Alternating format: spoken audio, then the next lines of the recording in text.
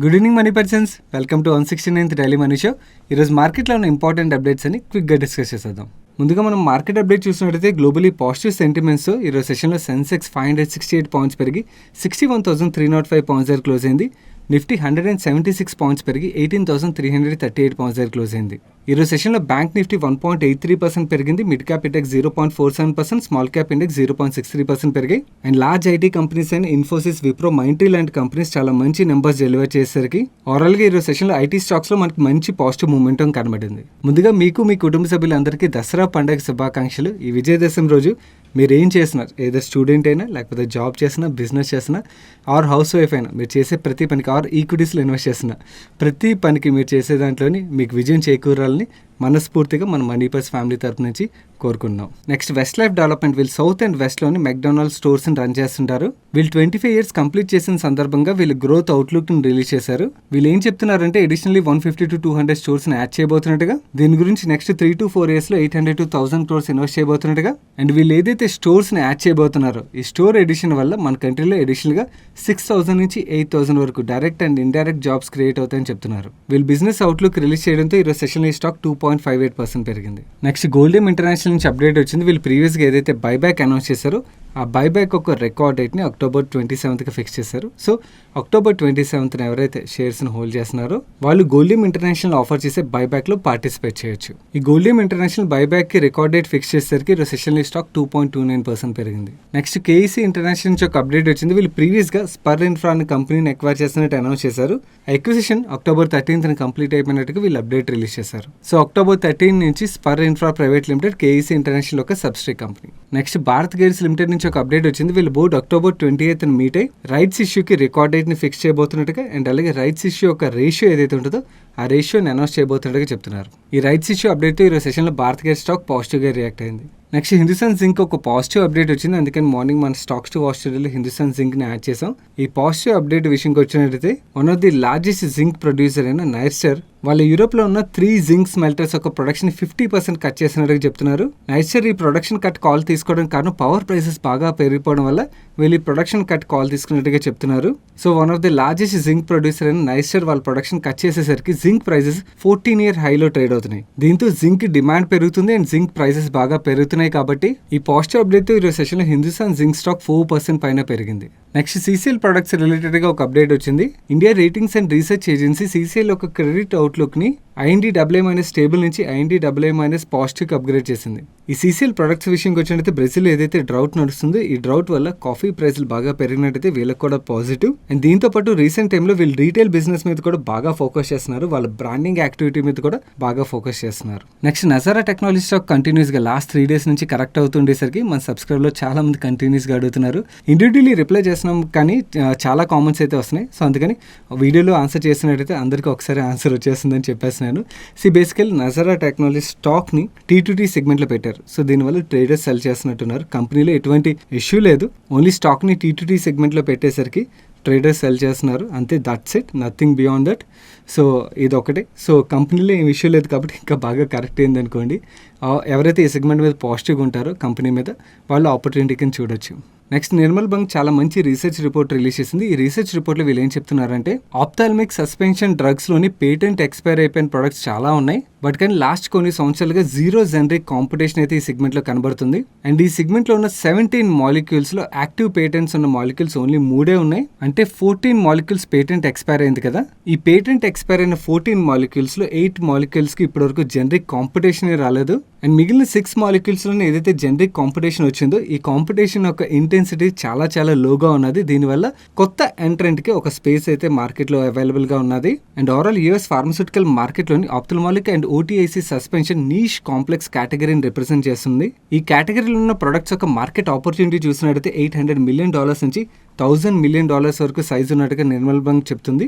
Basically ఈ niche స్పేస్లోని patents expire అయిపోయినా కూడా జనరిక్ ప్లేయర్స్ రాకపోవడానికి కారణం ఈ ప్రొడక్ట్స్ని మ్యానుఫ్యాక్చర్ చేయడానికి ఏదైతే మ్యానుఫ్యాక్చరింగ్ ప్రాసెస్ ఉంటుందో అది కాంప్లెక్స్ ప్రాసెస్ అవడం వల్ల జనరిక్ ప్లేయర్స్ ఎవరైతే ఉన్నారో వాళ్ళు ఈ ప్రొడక్ట్స్ని కాపీ చేయాలంటే చాలా ఛాలెంజింగ్ అవడం వల్ల చాలా తక్కువ మంది ఫోకస్ చేస్తున్నారు. అండ్ ఈ ప్రొడక్ట్ యొక్క కాపీస్ డెవలప్మెంట్లో కాంప్లెక్సిటీతో పాటు సైజ్ కూడా చిన్నది అవడం వల్ల ఎవరైతే లార్జ్ జనరిక్ ప్లేయర్స్ ఉంటారో వాళ్ళకి లెస్ అట్రాక్టివ్ అవడం వల్ల, ఎందుకంటే బికాస్ వాళ్ళ రీసోర్సెస్ని ఇన్వెస్ట్ చేసినట్టయితే మార్కెట్ సైజ్ పెద్దది ఉన్నట్టయితే it is worth for them. But కానీ సైజ్ చిన్నది అవడం వల్ల చాలా మంది లార్జ్ ప్లేయర్స్ ఎవరైతే ఉంటారో గ్లోబలీ వాళ్ళు ఈ మార్కెట్ మీద పెద్దగా ఫోకస్ చేయట్లేదు. And when it comes to మన కంట్రీ నుంచి ఆప్థల్మాలిక్ సస్పెన్షన్ కేటగిరీలోని సక్సెస్ఫుల్లీ జనరిక్ కాపీస్ డెవలప్ చేసిన కంపెనీలు రెండే ఉన్నాయి. ఒకటి ఇండోకో రెమెడీస్, రెండోది సన్ ఫార్మా. అండ్ ఈ రెండు కంపెనీస్ కి యూఎస్ మార్కెట్ లో ophthalmic suspension generic version launch చేయడానికి అప్రూవల్స్ అయితే ఉన్నాయి. అండ్ ఇండికో రెమెడీస్ రీసెంట్ గా అజాప్ట్ అన్న జనరిక్ ని లాంచ్ చేసింది. వేరే సన్ ఫార్మా విషయంకి వచ్చేటైతే వీళ్ళకి అప్రూవల్ రీసెంట్ గానే వచ్చింది. And when it comes to OTIC generic suspension market విషయంకి వచ్చినట్టయితే మన కంట్రీ నుంచి డిఆర్ఎల్ అంటే డాక్టర్ రెడ్డి ల్యాబొరేటరీస్ ఏదైతే ఉన్నదో వాళ్ళు మాత్రమే ఎంటర్ అయ్యారు. అండ్ నిర్మల్ బంగ్ ఒక అండర్స్టాండింగ్ ప్రకారం డాక్టర్ రెడ్డిస్ కి ఈ డ్రగ్ ఒక contract manufacturing partner IndiGo remedies. And US లో ఆప్థల్మాలిక్ సస్పెన్షన్ మార్కెట్ ఏదైతే ఉన్నదో ఓవరాల్ గా మార్కెట్ సైజ్ చూసినట్టయితే మరీ పెద్ద లార్జెస్ట్ మార్కెట్ సైజ్ కాకపోయినా ఇండికో రెమెడీస్ లాంటి చిన్న కంపెనీకి అయితే మాత్రం డెఫినెట్లీ మంచి ఆపర్చునిటీ అని చెప్పి నిర్మల్ బంగ్ చెప్తుంది. సో ఎవరైతే Nazara technologies gaming segment and OTT platforms మీద బాగా బెట్ చేస్తున్నారంటే ఈ సెగ్మెంట్స్ బాగా గ్రో అవుతాయని చెప్పి బిలీవ్ చేస్తున్నారు. For you this is also a opportunity. ఎందుకంటే బికాస్ మనం స్క్రీన్కి అతుక్కుపోయి ఎక్కువసేపు చూస్తున్నాం అనుకోండి, ఆటోమేటిక్గా మనకు వచ్చేది ఏంటి బోనస్గా ఐ ప్రాబ్లమ్స్. అదే ఆప్థల్మిక్ సెగ్మెంట్ కూడా, ఈ ఆప్థల్మిక్ సెగ్మెంట్ గ్రో అయినట్టయితే ఈ సెగ్మెంట్లో యాక్టివ్గా ఇండికో రెమెడీస్ వర్క్ చేస్తుంది కాబట్టి వీళ్ళకి కూడా మంచి గ్రోత్ అయితే ఎక్స్పెక్ట్ చేయొచ్చు. అంటే కమింగ్ ఇయర్స్లోని ఈ సెగ్మెంట్ గ్రో అయితే ఇండికో రెమెడీస్ కూడా బాగా గ్రో అవుతుందని మనం ఎక్స్పెక్ట్ చేయొచ్చు. నెక్స్ట్ ఈరోజు సెషన్లో ఎన్ఎల్సీ ఇండియా స్టాక్లో చాలా మంచి ర్యాలీ కనబడింది. ఓవరాల్గా ఈరోజు సెషన్లో ఈ స్టాక్ 9.64% పెరిగింది. దీనికి రీజన్ చూసినట్టయితే మన టెలిగ్రామ్ ఛానల్లో అక్టోబర్ 13న స్టాక్స్ టు వాచ్ టుడేలో ఇంక్లూడ్ చేసాం.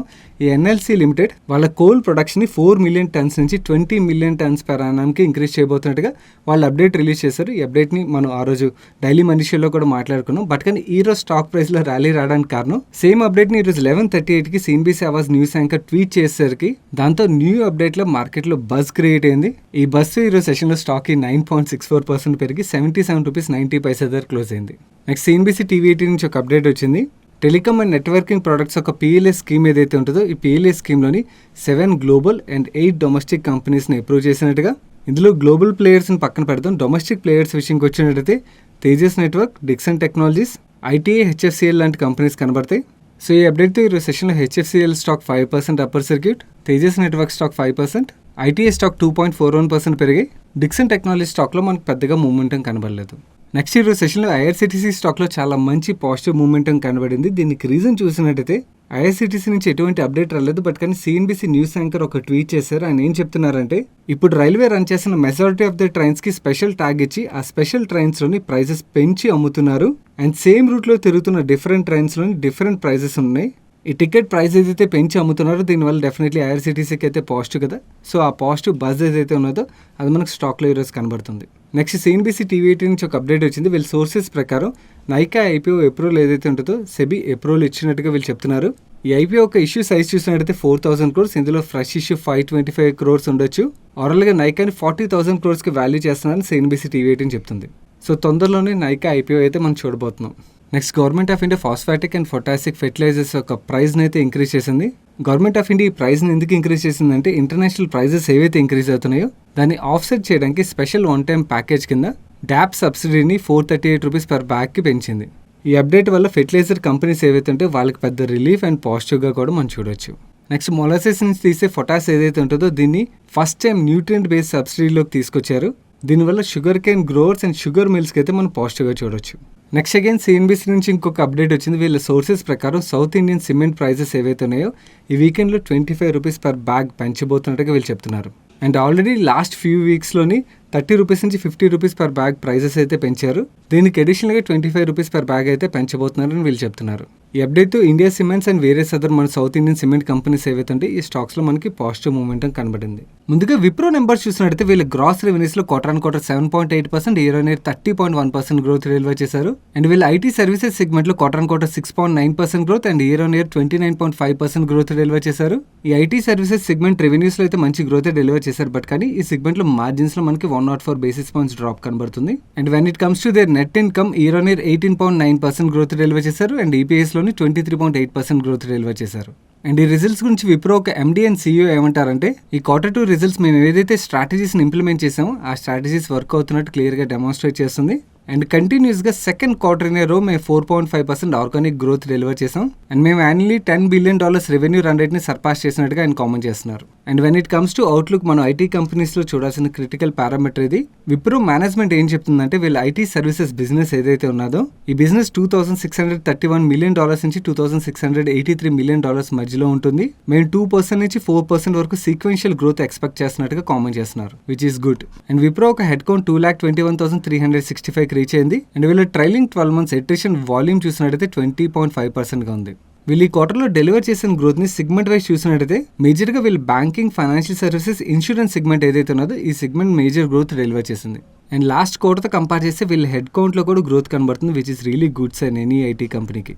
When it comes to Mindtree numbers, వీళ్ళ రెవెన్యూస్లో quarter on quarter 12.7% growth, year on year 34.1% growth deliver చేశారు. అండ్ వీళ్ళ నెట్ ప్రాఫిట్లో quarter on quarter 16% growth and year on year 57.3% growth deliver చేశారు, which is really good. And 20.5% EBITDA margin maintain చేశారు. And Mindtree యొక్క active client base చూసినట్టయితే September 30th నాటికి వీళ్ళ దగ్గర 263 యాక్టివ్ క్లయింట్స్ ఉన్నట్టుగా, ఇందులో ఈ క్వార్టర్లో ముగ్గురు $5 మిలియన్ ప్లస్ కంట్రిబ్యూట్ చేసే క్లయింట్స్ని యాడ్ చేసినట్టుగా, టోటల్గా $5 మిలియన్ ప్లస్ రెవెన్యూస్ కంట్రిబ్యూట్ చేసే క్లయింట్ కౌంట్ 50కి రీచ్ అయినట్టుగా. And when it comes to $10 million plus contribute చేసే క్లయింట్స్ విషయంకి వచ్చినట్టయితే ఈ క్వార్టర్లో 5 మెంబర్స్ యాడ్ చేసినట్టుగా. అండ్ $10 మిలియన్ ప్లస్ రెవెన్యూస్ని కంట్రిబ్యూట్ చేసే క్లయింట్ కౌంట్ 30కి రీచ్ అయినట్టుగా చెప్తున్నారు. అండ్ Mindtree యొక్క హెడ్ కౌంట్ 29,732కి రీచ్ అయింది. అండ్ వీళ్ళ అట్రిషన్ రేట్ 17.7%గా రిపోర్ట్ చేస్తున్నారు. అండ్ Mindtree యొక్క బ్యాలెన్స్ షీట్లో $376.9 million worth cash and cash equivalents ఉన్నాయి. అండ్ వీళ్ళ యాన్యువలైజ్ రిటర్న్ రేషియో చూసినట్టయితే 41.7% ROCE, 34.2% ROE జనరేట్ చేస్తున్నారు. అండ్ Mindtree యొక్క గ్రోత్లో సెగ్మెంట్ వైజ్ చూసినట్టయితే across segment quarter on quarter నెంబర్స్లో వీళ్ళు చాలా మంచి గ్రోతే డెలివర్ చేశారు, which is really positive sign. Quarter on quarter బేసిస్లో చూసినట్టయితే వీళ్ళ ఎంప్లాయీ హెడ్ కౌంట్లో కూడా మనకు గ్రోత్ కనబడుతుంది. వీళ్ళు చాలా మంచి నెంబర్స్ డెలివర్ చేసేసరికి ఈ సెషన్లో Mindtree స్టాక్ 7.67%, విప్రో స్టాక్ 5.41% పెరిగింది. లార్జ్ ఐటీ కంపెనీస్ అయిన ఇన్ఫోసిస్, Mindtree, విప్రో లాంటి కంపెనీస్ పాజిటివ్ నెంబర్స్ డెలివర్ చేసేసరికి మిగిలిన ఐటీ కంపెనీస్లో కూడా మనం పాజిటివ్ సెంటిమెంట్ అయితే ఈరోజు చూసాం. అండ్ మిగిలిన ఐటీ కంపెనీస్ కూడా వాళ్ళ నెంబర్స్లో మంచి గ్రోత్ డెలివర్ చేసినట్టయితే ఓవరాల్గా అగైన్ ఐటీ సెగ్మెంట్లో మనం పాజిటివ్ బజ్ అయితే చూడొచ్చు. That's it for today's daily మనిషి గైస్. వన్స్ అగైన్ అందరికీ దసరా పండుగ శుభాకాంక్షలు. అండ్ ఈరోజు మన డైలీ మనిషిలో షేర్ చేసిన అప్డేట్స్ మీకు హెల్ప్ఫుల్. ఇప్పటివరకు వీడియోని లైక్ చేయనట్టయితే వీడియోని తప్పకుండా లైక్ చేయండి. అండ్ ఈ వీడియో మీ ఫ్రెండ్స్ అండ్ ఫ్యామిలీ మెంబర్స్కి హెల్ప్ఫుల్ అవుతుందంటే వాళ్ళకి తప్పకుండా షేర్ చేయండి. అండ్ మీరు ఇదే ఫస్ట్ టైం మన మనీ పర్స్ ఛానల్కి వచ్చి ఛానల్ సబ్స్క్రైబ్ చేయనట్టయితే సబ్స్క్రైబ్ బటన్ మీద క్లిక్ చేసి ఛానల్ సబ్స్క్రైబ్ చేస్తూ పక్కన బెల్ ఐకాన్లోని ఆల్ నోటిఫికేషన్స్ యాక్టివేట్ చేసుకోండి. నేను సాయి కృష్ణ బత్రి మరొక ఇంట్రెస్టింగ్ వీడియోతో కలుస్తాను. Till then have fun.